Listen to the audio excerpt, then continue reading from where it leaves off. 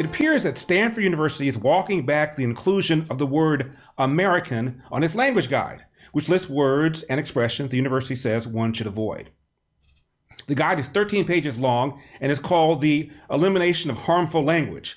Under a section called Imprecise Language, the guide suggests replacing the term American with U.S. citizen. It explains, American often refers to people from the United States only, thereby insinuating that the U.S. is the most important country in the Americas, close quote.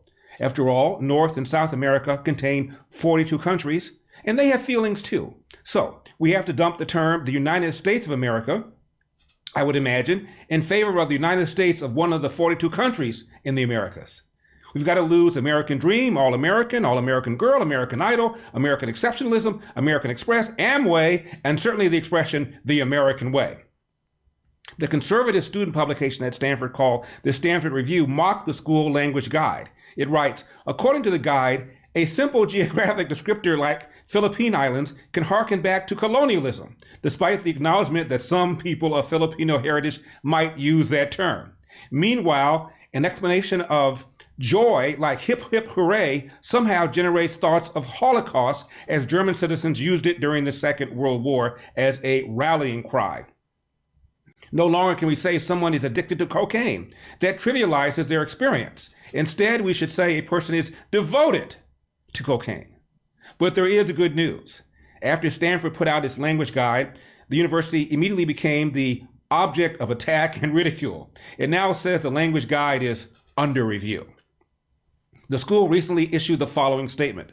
We have particularly heard concerns about the guide's treatment of the term American. We understand and appreciate those concerns. To be very clear, not only is the use of the term American not banned at Stanford, it is absolutely welcome. In other words, never mind.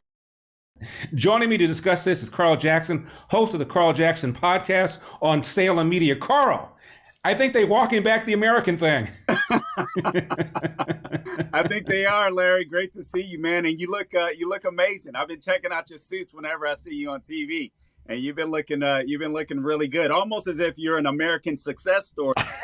You can't say that. You can't say that. Did I just cuss?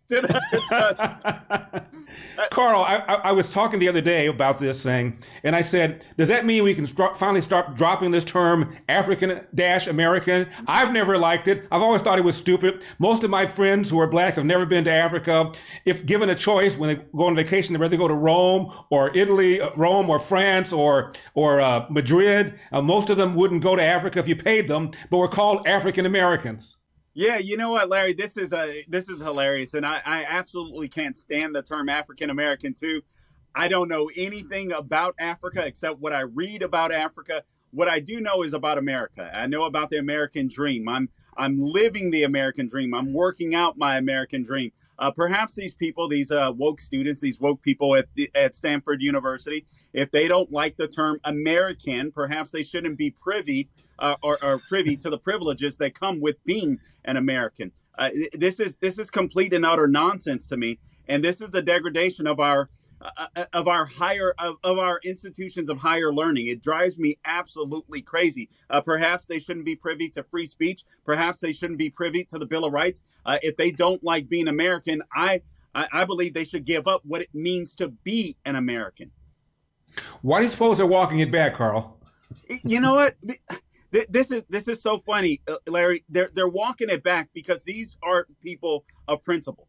These are wokesters that are trying to appease everyone, and they didn't expect the backlash. I think more people are sick and tired of this crap, all of this woke nonsense, and the left is finally starting to feel some of the heat. But these are people that live to appease others. I believe that's what the whole woke culture is. It's a bunch of people that don't have any type of spiritual foundation, moral foundation.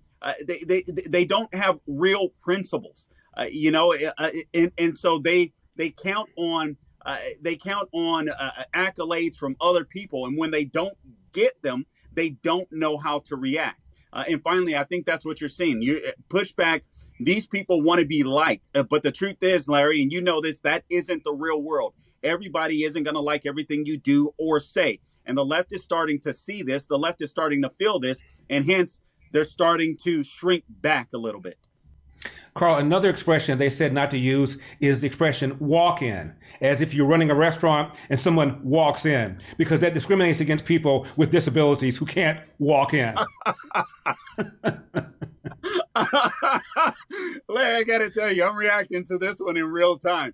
I hadn't heard about that. Yeah.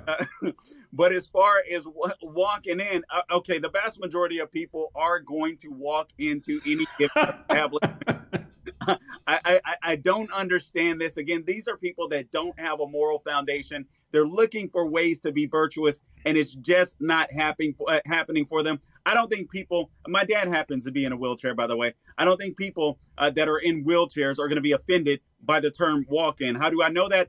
Because no one has mentioned that crap before until now. I just heard it from you, Larry. What's this? You know what this is? These are MYPILLOW, my slippers. And they come in different colors.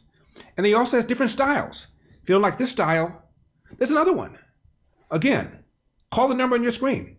Or go to MyPillow.com and be sure to use promo code ELDER. Remember, there are over 100 sleepwear products, including, of course, the classic, the Mac Daddy of them all, the MyPillow. Call the number on your screen. You can order them also in different sizes. And then there's the 6-pack, the MyPillow towel set. A towel, a hand cloth, and a face cloth, also known as a flannel if you are in the UK watching this show from there. These, of course, come in different colors as well. And finally, I've got here in the studio the Giza Dream bedsheet. Giza is a region in Egypt. It is not, I've been corrected, a region near Egypt. It is actually in Egypt, where they have the finest cotton in the world, according to Mike Lindell. So call the number on your screen or go to MyPillow.com, promo code ELDER, MyPillow.com, promo code ELDER. And Carl, as I mentioned, there are 42 countries in North and South America. I've not heard any country complain that we call ourselves America. I've never heard anybody say anything. I know people from Chile. I know people from Venezuela. I know people from the Central America. I've never heard anybody say, you guys are arrogant by using the term America. No, and you know what, Larry? What's so funny about that is look at our border crisis. The people from different Americas, if you will, want to break into this America. Right. I mean, this is totally insane. This is totally asinine. This is the best country that God has ever given man. We can look at the borders every day as evidence, the southern border in particular, obviously, as evidence that this is the best country that God has ever given man. I don't recall who said it. It may have been Bill Bennett. But at one point in time, I heard someone say, you can tell how great a nation is by once the border walls or the walls or the fences come down or open up, you can tell how great a nation is by the way by which way people run. And people are flooding. People are flooding into this country, Larry. So these people in Stanford, they really need to get a clue. And it's such a disgrace, man. These are great schools. But they're becoming a laughing stock. It's amazing to me. Well, I'm not sure if that was Bill Bennett. I think that might have been Snoop Dogg who said that. All I know, I looked up the tuition, room and board for Stanford for the year 22-23. $79,000, Carl. $79,000 to learn you shouldn't be using America and you shouldn't be using the term walk-in. Man, I can think of better ways to spend $79,000. That is absolutely for sure. But you're going to spend that money. I would be so upset. I don't care how much money I had. If I was sending my kid to Stanford, I was spending $80,000 a year to dumb my kid down. You have to be smart to get into Stanford. Everybody knows that. But to dumb these people down, I think not only is this a threat to our society, I think this is a national threat. We count on people or Americans that are smart, being educated and helping to build up our infrastructure and all this kind of stuff. This is really troubling to me. I don't understand. I don't understand this wokeness. I really don't. the insecurity of this, the virtue signaling in all of this, destroying our educational system. You got kids that have grown up in neighborhoods like you and I, Larry, that could only imagine getting into either a parochial school or a type of charter school. You got these fools that are in the best institutions that the world has to offer, and they're voluntarily dumbing themselves down. It makes no sense to me whatsoever. Carl, later on in my show, I'm going to talk about a UCLA professor who wrote a book back in 1987 where he's criticizing conservatives like you and me who were saying, these woke people are going to be graduating from these institutions. They're going to be infiltrating our private sector, cultural America, and it's going to make things worse. He dismissed this as overblown, hyperventilating conservative fears. He has since now said he was wrong, that all these people graduating with these majors like anthropology, cultural anthropology, Marxist theology, they can't get jobs in universities, so they end up going into the private sector and then bringing their wokeness, inclusion, diversity, equity nonsense with them. He has now apologized for writing that book where he said those fears were overblown. This is where we are. They're here. Listen, that's amazing, and kudos to him for having the courage and the the willingness to be able to say, "Hey, I was wrong," because he definitely is. It's again, this is funny. This is strange. This is weird to me. I can tell you, Larry. Listen, I didn't go to college, or I did for about a year before I dropped out of college. So I'm not college educated, but I can read, I can learn, I can comprehend. And I can tell you, I've gone on local television stations, and I'm not trying to be mean or nasty, but I would debate people that have law degrees, that went to prestigious schools and stuff like that. But because of their worldview, because of the values, because of the indoctrination that they received on college campuses, they just surprisingly weren't as bright as I thought. And that isn't to say they weren't book smart, but when they go to these college campuses, oftentimes they're obviously book smart. They have brains, but they lose wisdom. It's fascinating to me what these universities are doing. So kudos to that professor for being willing to admit that he was wrong. Carl, you remember J.C. Watt, the congressman from Oklahoma? He said that his dad came up to him and said, "Son, I think I want to go to college." And he said, "Dad, you're really in your career. You're old. Why would you want to go to college?" He said, "I want to go there and find out what made you come back as such a damn fool."